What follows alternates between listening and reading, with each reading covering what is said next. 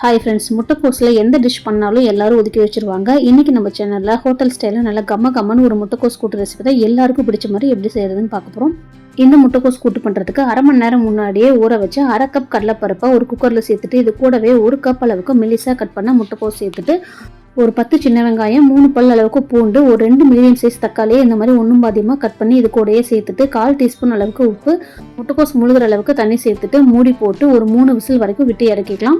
இது வெந்துட்டு இருக்க கேப்பில் முட்டைக்கோஸ் கூட்டுக்கு ஒரு தேங்காய் பேஸ்ட் ரெடி பண்ணிக்கலாம். அதுக்கு ஒரு மிக்ஸி ஜாரில் ஒரு கப் அளவுக்கு திருவண்ண தேங்காய் சேர்த்துட்டு இது கூடவே 2 பல் பூண்டு, அரை டீஸ்பூன் அளவுக்கு சீரகம், காரத்துக்காக ஒரே ஒரு பச்சை மிளகாய் சேர்த்துட்டு கொஞ்சமாக தண்ணி சேர்த்துட்டு நல்லா நைஸான பேஸ்ட்டாக அரைச்சி தனியாக எடுத்து வச்சுக்கோங்க.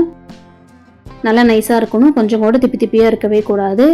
இப்போ வேக வச்ச இந்த கடலைப்பருப்பு, முட்டைக்கோஸ் இது ரெண்டையுமே கடலைப்பருப்பு நல்லா மிக்ஸ் ஆகிற அளவுக்கு நல்லா ஒரு டைம் பரட்டி விட்டுறலாம். கடலைப்பருப்பு முழுசாக இருக்கிற மாதிரி தான் இருக்கும். நம்ம கையில் எடுத்து நசுக்கி பார்த்தோம் அப்படின்னா நல்லா வெந்திருக்கும். உங்களுக்கு நல்லா குறைவாக வேணும்னா இந்த 2 விசில் கூட விட்டு இறக்கிக்கலாம். இப்போ அடுத்ததாக கூட்டு பண்ணுறதுக்கு ஒரு கடாயில் 3 டீஸ்பூன் அளவுக்கு எண்ணெய் சேர்த்துட்டு எண்ணெய் நல்லா சூடானதும் அரை டீஸ்பூன் கடுகு, அரை டீஸ்பூன் சீரகம் இது ரெண்டுமே நல்லா பொரிஞ்சு வந்ததுக்கு அப்புறமா ஒரு மீடியம் சைஸ் பெரிய வெங்காயம், ஒரு கொத்து கருவேப்பிலை, ஒரு வரமிளகாய் சேர்த்துட்டு இது எல்லாத்தையுமே நல்லா அந்த எண்ணெயிலேயே ஒரு டைம் நல்லா பரட்டி விட்டதுக்கு அப்புறமா இது கூடவே 1/4 டீஸ்பூன் அளவுக்கு பெருங்காயத்தூள் சேர்த்துட்டு அதையும் ஒரு டைம் நல்லா மிக்ஸ் பண்ணி விட்டுடலாம்.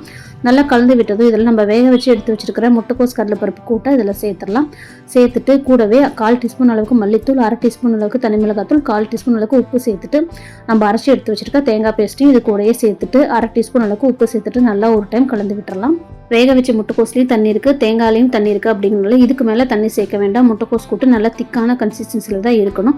இப்போ அடுப்பை மீடியம் ஃப்ளேமில் வச்சுட்டு ஒரு 5 நிமிஷம் நல்லா இந்த மாதிரி கொதிச்சு வந்ததுக்கப்புறமா கடைசியாக இறக்கிறதுக்கு முன்னாடி ஒரு அரை டீஸ்பூன் அளவுக்கு சாம்பார் தூள் சேர்த்துட்டு நல்லா ஒரு டைம் மிக்ஸ் பண்ணி விட்டுட்டு இறக்கிட்டீங்க அப்படின்னா ஹோட்டல் ஸ்டைலில் கம்மன் முட்டைக்கோஸ் கூட்டு ரெடி.